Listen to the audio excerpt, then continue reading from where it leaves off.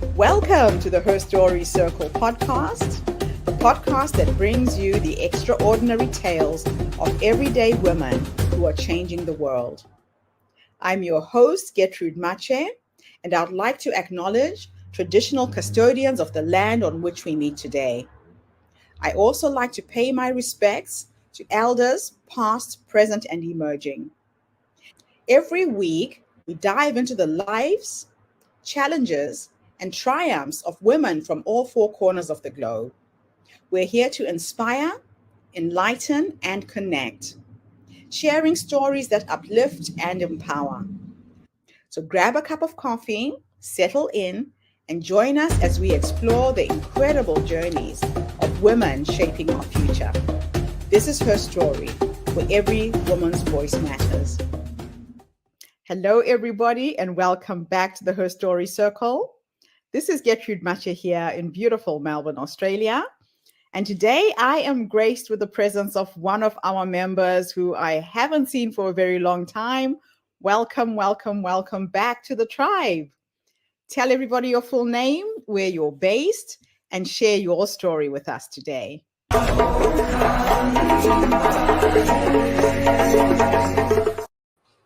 Hello, thank you so much for having me on Her Story Circle today, Gertrude. So my name is Daniella Blechner. I'm an author, book journey mentor, founder of a company called Conscious Dreams Publishing, and we transform diverse writers into successful published authors.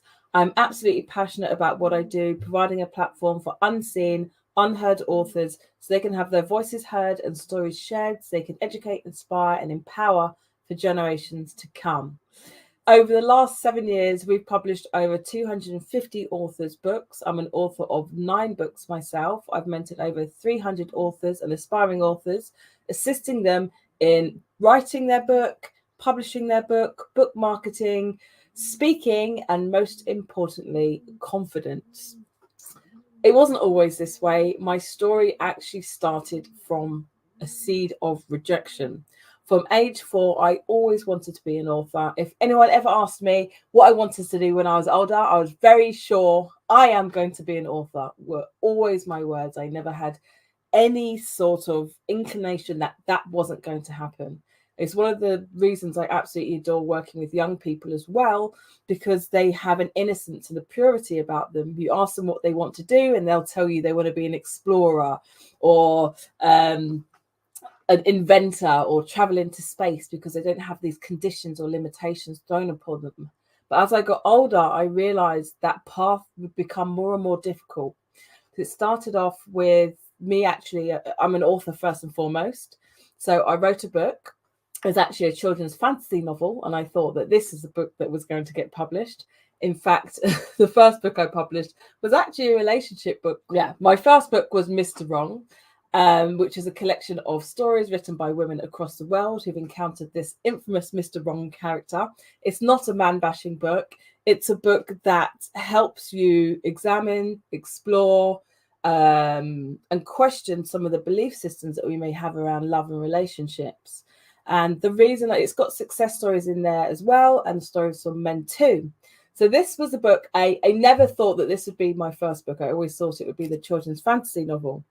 I gathered lots of stories. I put a call out on a blog and I said, look, I have had a decade of dating disasters. Has this happened to anybody else? So it started off tongue in cheek, but I started getting lots of stories from women across the world, Jamaica, Australia, Canada, the UK, Europe. And I thought there's something in this, and I collected these stories together. The point of the book is to unite, inspire, and empower women, and to get us to have a better dialogue with each other and to not feel ashamed about some of the things that we've gone through in relationships. There's funny dating disaster stories in there as well, but stories of overcoming some serious toxic relationships too.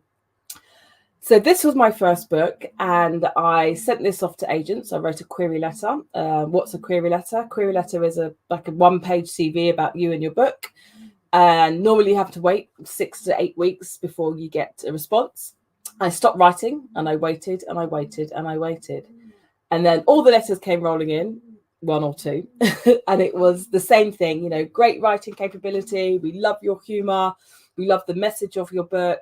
However, you don't have enough of a marketing plan or a social media presence. And I hadn't realized that these are the things that are essential to, the success of your book. And agents are asking for more and more now for writers. So then I did what they tell you not to do, and that was to start pitching my book to traditional publishing companies like HarperCollins, Random House. And these are the kind of companies where you need to have an agent. So I sent off all my proposals again, first 2 chapters, query letter. All the letters came rolling in. 1. Hello, Ms. Blechner. We love your writing. Poignant message. Brilliant idea. However, we don't accept unsolicited authors without an agent. And it was that was the epiphany moment for me, where I realized all this time I'd stopped writing. I stopped doing what I loved, and I was waiting and waiting and waiting. And I realized at that point, I wasn't waiting for a response. I was waiting for validation, somebody to tell me that your story matters, your voice matters, you matter. Let's publish this book. And then I thought, by hook or by crook, I'm going to do it, because I've told these women and these men who've written these stories that these stories are going to be published. And so I researched incessantly, how to set up a publishing company, what makes a good editor, how to typeset a book. I pulled together a team. I created the book Mr. Wrong, and it did really well. I hadn't published a book before, so I didn't realize I was going to be getting all these opportunities to speak. I was I had lots of media coverage. I was on the bestseller list, beating Steve Harvey, Think Like a Man, Act Like a Lady. Not sure if you know that. And then from here, I started to get lots of people asking for help. Can you help me publish my book? And I was assisting them out of love, really, as a labor of love. And then they started doing really well. And I thought, I should have charged. No, I thought, this would be a great business, because my background is teaching. I teach secondary school children. I love mentoring. And I love drawing gifts and talents and getting people's voices to the forefront and helping them to write their stories and express themselves. And so I set up Conscious Dreams Publishing. And before that, obviously, I published my first book through Conscious Dreams Publishing. I set it up as a publishing company that enabled me to publish other authors as well. And it's gone since there, really. And I think when people ask me how I always wanted to be a publisher, that was never my dream. My dream was always to be an author. But seeing that there were so many people who had amazing stories, overcome, phenomenal things, or just brilliant creative ideas that weren't having that seat at the table. And I believe that if we feel a door is closed or we haven't got a seat at the table, we have to create that table and help other people to that table as well. So Conscious Dreams Publishing is really about empowering authors through the process, assisting them with bespoke publishing and mentoring services, that they can publish books that they're proud of, books of value and worth, that are edited well, they have a good marketing plan, and give them the confidence to be in charge and have authority over their book. So we don't take royalties. They pay us for the services to publish and create and distribute the book. The author has complete ownership over their book, as opposed to not knowing how many books they've sold or what their royalties are. And I wanted to offer the kind of publishing company that I would have loved to have had when I published my first book. So that's my story. Danny, your story always fascinates me. The very first time I met you, I knew there was this little X factor about you, about what you do, just capturing the essence of so many writers. So you've been a transformative figure for many writers through Conscious Dreams Publishing. You've told us what inspired you to start the journey. How do you think it sets apart from other publishing services? Well, we're called Conscious Dreams Publishing because, firstly, when I was young, I used to have dreams. I never really had nightmares, but when I did, it would be things, for example, somebody chasing me, maybe. And then whilst I was having the dream, my mind was able to stop it and say, this is just a dream, you can change the outcome. And that's what I did. I thought everyone could do it. That's what I did. I would sort of wake up, sort of consciously wake up, but also still be in the dream and decide on, when I was going to come back into that dream, I'll change the outcome. And I feel that we are like this sometimes with our stories. Sometimes we can go through very challenging things, but I feel like we can always change the outcome of where we started. Doesn't have to be where we end. So I find a lot of authors maybe have had challenging things in their lives, and by them writing their story and writing it from an empowered place can actually be a very transformative process for them and the people that read it.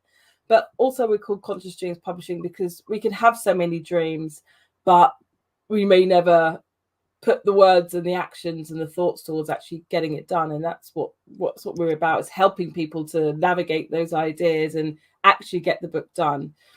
We also offer audiobook services as well as book strategy calls. And we're not just a publishing company, we're very much a community. So with the 250 authors we've worked with since 2015, I'm still in touch with 99% of those authors. And, whenever any events or opportunities come up, we still are very much a community, and we share those events, and because writing can be quite isolating. That is so true. Now, you mentioned the importance of diversity and representation in literature. Mm. Can you share a moment or a book that really highlighted the need for this in the publishing world for you? So, like I grew up in Zimbabwe, and the first time I read a book by an African author was when I was about 12, 13. It was a Kenyan playwright by the name of Ngugi wa Thiong'o. And for the first time, I heard English written, but in the voice of an African language speaker. And I could relate to everything he was saying. Although the book was in English, I could hear my voice in his voice, if that makes any sense. Got it. What was that like for you? Well, growing up, there were barely any books that represented or people who looked like me. It was very much the dominant voice. It was very much the European culture that was shown through us through books. And although I enjoyed these books very much, I think the absence really creates a sense of disassociation. We start to believe that our story doesn't matter, and it's very subconscious. It wasn't until I was about, I think, 14, 15, the first book I read with a Black character charting, a Black character's life was I Know Why the Caged Bird Sings by Maya Angelou. And I clung onto that book. I read every single one. I wanted more and more and more. And then there was Alice Walker. But then I realized this is all very well and good. I'm reading about the Black experience in America. I'm Black, I'm from Britain. I want to read books that feature characters that represent my culture and the country that I live. Then I started reading books by Cortia Newland. Mallory Blackman is a big one. I think she was one of the first pioneers to really make it as a Black British writer. And her books have just transcended just so many barriers and reached so many different people on a global scale. She's somebody who I really definitely look up to. I love that. It's always important for us to believe that we can be something when we see someone else who looks like us, who's gone before us. So those role models are really important. So your own story of overcoming personal challenges, such as autism, ADHD, and dyslexia, is incredible. Okay. So I've got Asperger's, so autism spectrum, with traits of ADHD and dyspraxia. So that's about coordination. Sorry. So I said, okay. Spelling is the one thing I can do. Dyspraxia is incredibly inspiring. Explain to me what each of these conditions is, in case there's somebody who has a child who's struggling at school and they're not sure what the symptoms are. And how have these aspects of your life influenced your approach to mentoring and publishing? That's an interesting question. I mean, it's something that needs a lot of time to break down, because the autism spectrum is called a spectrum because it is so wide. There's so many people now, especially women, who are being diagnosed at a late stage because we mask it a lot more. And also that technology or that wasn't really, it didn't really exist in that sense in the 80s. You were just either labeled disruptive or you're not fitting into the school system or whatever those labels were. So the first one is you're not supposed to call it Asperger's anymore. It used to be called high functioning Asperger's, but what that does, it creates a sense of hierarchy. So it's just known as the autism spectrum. There's so many different aspects to it. So for me, some of the gifts, a lot of people on the spectrum have something called a savant, which is it's a special gift. My gift is I can remember chains of numbers. I can remember conversations word for word, the intonation of how somebody speaks. Don't give me a credit card. You know, playing the drums was something I found really easy because I could listen to it and repeat. So everyone has a different skill. It can affect people in different ways. It's hard to kind of give all the symptoms because I can only talk about myself. What I found frustrating was that the typical stereotypical idea of people on the autism spectrum don't have empathy. That's very much an incorrect fact. In fact, when I did the tests, I had a lot of empathy, more empathy. And the tests were done originally only against boys, and so we're only learning more and more about the spectrum. ADHD again can affect people in different ways. For me, I always knew that I had I loved school. I absolutely loved school, but my attention span, if it didn't interest me, I'm gone. I've switched off. Like somebody could be talking and my mind is somewhere completely different and I have no idea what they're talking about, and you've got to quickly get yourself back. Organization was so difficult. I couldn't tell you what lesson I had when. I just had people kind of running around after me telling me what lesson I had when. I don't know how they put up with me. Always forgetting homework and all of the losing things. It was incredibly difficult. But you learn things along the way. You learn how to strategize.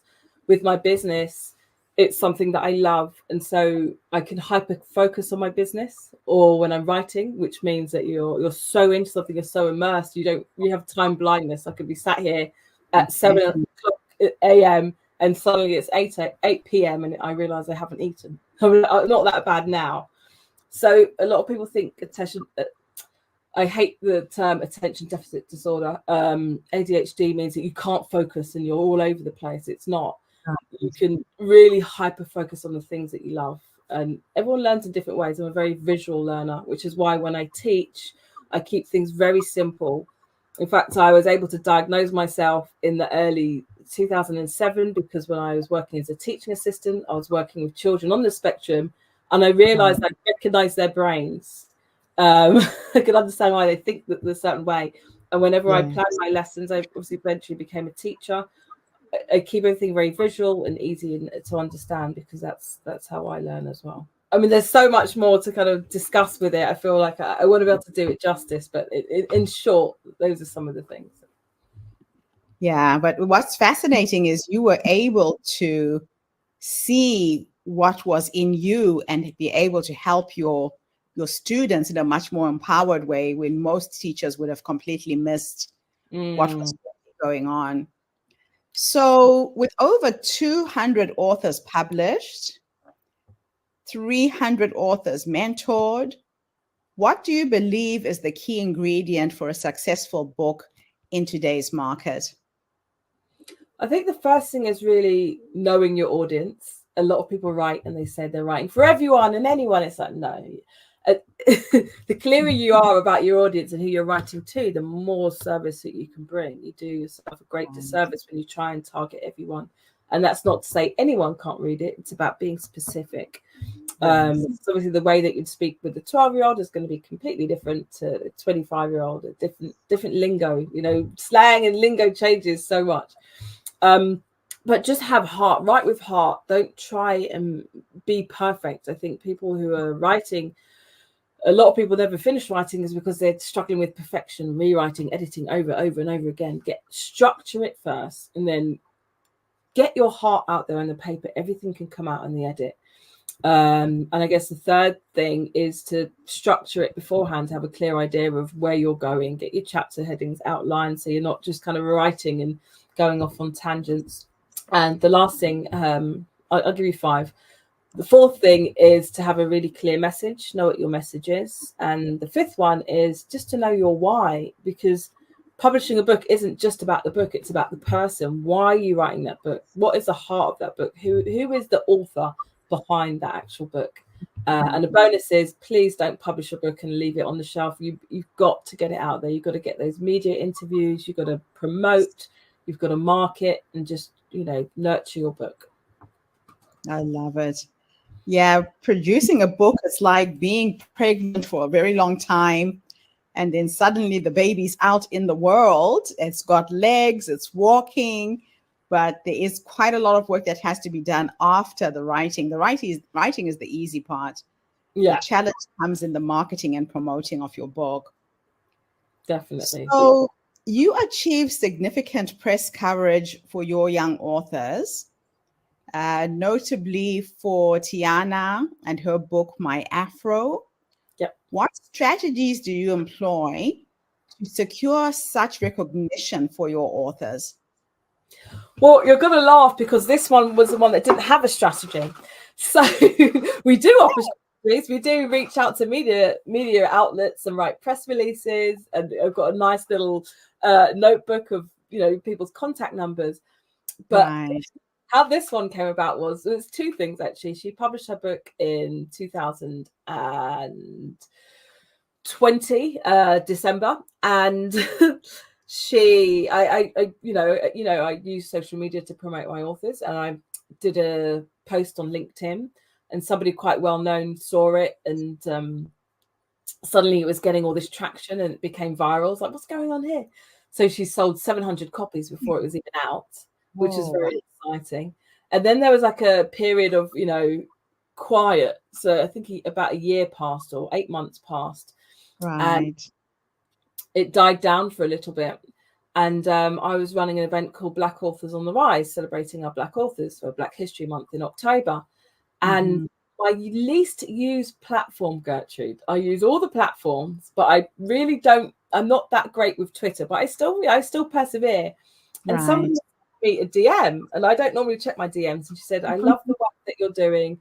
I'd love to interview you and 2 of your authors and talk about, how you representation and diversity in literature. I was like, great. So we had an interview on Zoom, and then before we knew it, the article went out and it was on BBC, ITV. I was doing phone calls to speak with Tiana because she was obviously the author I brought on. Yes. And blew up. She ended up being on Good Morning America, Kelly Clarkson's show, Breakfast Television Canada, and Ebony Magazine. She's just done brilliantly. And that was actually done with no strategy, but I don't want to do myself a disservice by saying that, because I guess the strategy was being consistent. I hadn't planned to get this media coverage. It was through constant promotion and being consistent on my social media and just being found by the right people. That is just amazing. Very, very inspiring. So you just have to keep putting yourself out there. So you lived and worked in Tanzania as a teacher. Yeah. And you reached the summit of Mount Kilimanjaro. What have these experiences abroad shaped your perspective on life and your career in publishing? I was thinking about my trip to Tanzania actually just today. It's not often I get to talk about it, but I was going through a really hard time. So I left school when I was 17. I had to repeat college 3 times because, again, it just wasn't. I just found it very difficult. I got excluded twice. I just found it really difficult finding direction, finding motivation. The teachers weren't teaching in the way that was engaging. And I really became despondent with life, and I didn't know where I was going. And I was seeing everyone seemingly succeed and go on that linear platform of school, college, university, job. And I felt so stuck. And I got to 20. And I had finished college at that point, and I didn't know what was next. And I thought, I just have to get away. I've got to go somewhere. And I just picked Tanzania. I didn't know anything about it. I'd researched, but I learned about it. But before that, there wasn't any affiliation to it, but that place is the place I feel the most at home. And so at 20, I decided just to pack my bag, go off and do voluntary teaching with an organization. And I loved it. What it taught me was independence. What it taught me was just everything. People had, next to nothing, but they had so much heart, so much unity. One of their mottos is Emoja, which is about working together. And part of that was being in the school, teaching English. I went on to sponsor 2 of the students to actually go to college. One of them I'm still in contact with. He's now a teacher. Honestly, I'm so happy. I was 20 at the time, so this is 24 years ago. I feel quite emotional about it. And one of the things I did there was set up a debating society. We went to different schools in the village and did debates. Got the girls to really start feeling confident in using their voice, because it's to start with, they weren't used to being heard. Yes. They had great things to say, great things. And then obviously we climbed Kilimanjaro, and that taught me about endurance, because I did not want to get to the top, Gertrude. I was like, I'm tired. That is awesome. So finally, looking towards the future, what legacy do you hope to create with Conscious Dreams Publishing? And what message do you want to leave for aspiring authors and entrepreneurs? Oh, that's a big question. What legacy do I want to leave? I want to leave the legacy of providing a platform for people to have their voices heard, specifically people who don't usually get their voices heard. There are so many people that are not being heard, who have amazing stories and don't have that outlet, don't know how to publish. Children like Tiana, I've got about 12 young authors now. We're on Zoom and we have chats together, and they speak to some of our other up and coming young authors. When I hear them speak, they're like, this 9-year-old saying, oh, for my next book, I'm going to be writing about X, Y, and Z. And for them, it's totally normal to see, 12 young Black authors being authors. As I said, growing up in the 80s, I didn't even see a Black British character. They would have been my role models. So my legacy, I hope, is creating a new generation of children who see this as completely normal. They can do anything they want, publish books, write books, create characters, and things are changing. And I'd like to feel like I'm a part of that change. I've become part of that change, a cog in part of that change, because there's so many of us doing amazing things, and together we can really make a difference. My message for up and coming or aspiring entrepreneurs is to keep going. When you feel stuck, remind yourself of what that seed in your heart was, why you set this up, because there's going to be challenges. There's going to be times where you think, listen, I'm out, man. I can't do this anymore. Like climbing Kilimanjaro. But when you hold on to the why, and like you just said, what you want your legacy to be, that then becomes bigger than you, and you have no alternative but to fulfill the things you say that you could do. I love it. It's always such a pleasure to connect with you, Danny. Thank you so much for coming online. I have both your websites scrolling at the bottom of the screen. If anybody out there has a passion, has a dream to become an author, here is one amazing young woman who can help you get there. So thank you so much, Danny. This has been awesome. Thank you so much. Thank you. And thank you to everybody who's tuned in. The Her Story Circle is a platform that brings you stories that inspire you, uplift you, and energize you. Tune in again tomorrow when I interview yet another amazing woman. In the meantime, have a fantastic day, morning, or evening, wherever you are in the world, and bye for now. Thank you for tuning into the Her Story Circle podcast. I hope today's story has inspired you to believe in the power of our stories and the difference you can make in the world when you use your voice. I'm Gertrude Mache, and it's been an honor to share this space with you, where voices from all walks of life come together to weave a rich tapestry of diverse perspectives. Don't forget to subscribe, rate, and review our podcast to help us share these stories with more listeners. Follow us on social media by looking for the Her Story Circle podcast for more updates. and join us tomorrow for another episode filled with courage, resilience, and empowerment. Remember, your story matters, and together we're building a stronger, more inclusive world. Until next time, keep making her story.